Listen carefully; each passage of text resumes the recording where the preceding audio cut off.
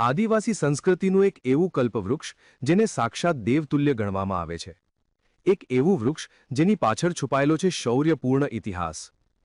આજે વાત કરીશું એવા વૃક્ષની જેને બચાવવા આજથી 46 વર્ષ પહેલા આદિવાસી મહિલાઓ જીવ આપવા તૈયાર થઈ હતી.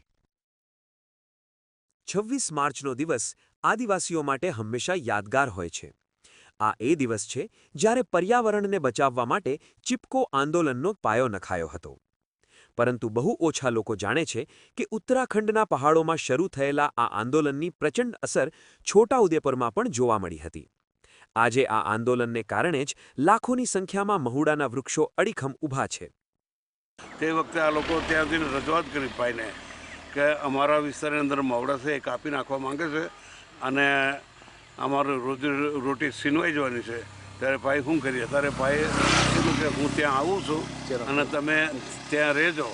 એટલે બધા લોકોને ભેગા કર્યા પછી એમણે એવું કીધું કે દરેક મવડાની મેરે મેરે તમે ઊભા રહી જાઓ. અમને કાપ્યા પછી જ એમ કે આ મવડાનું ઝાડ કપાશે ત્યાં સુધી આ ઝાડ નહીં કપાય એવું એક રજૂઆત કરી એમણે. અને એના થકી એમ કે ફોરેસ્ટ ખાતાવાળા ઝાડ કાપવા માટે મજૂર મોકલેલા પણ એ મજૂર પાછા પરત જતા રહ્યા. 26 માર્ચ 1970નો દિવસ મહુડાના વૃક્ષોમાંથી દારૂ ગાળવામાં આવે છે તેવી વાત સામે આવી. સરકારે મહુડાના તમામ વૃક્ષો કાપવાનો આદેશ આપ્યો.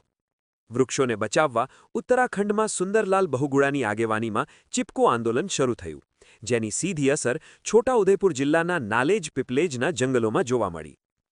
પૂર્વ નાણામંત્રી સ્વર્ગીય સનત મહેતા અને હરિવલ્લભ પરીખે આંદોલનની આગેવાની લીધી, જેમાં સ્થાનિક આદિવાસી મહિલાઓએ અદ્ભુત હિંમત બતાવી. જ્યારે વન વિભાગના કર્મચારીઓ કુહાડી લઈ વૃક્ષો કાપવા આવ્યા ત્યારે મહિલાઓ મહુડાના વૃક્ષોને બાથ ભીડીને ઊગી રહી.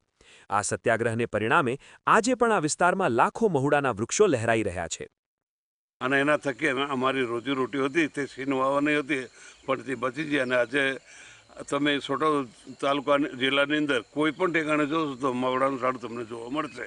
અને જો એ ના કર્યું હોત હરિવલ્લભ પરીખ તો આજે અમારે ત્યાં મવડાનું ઝાડ જોવા મળતું નહીં.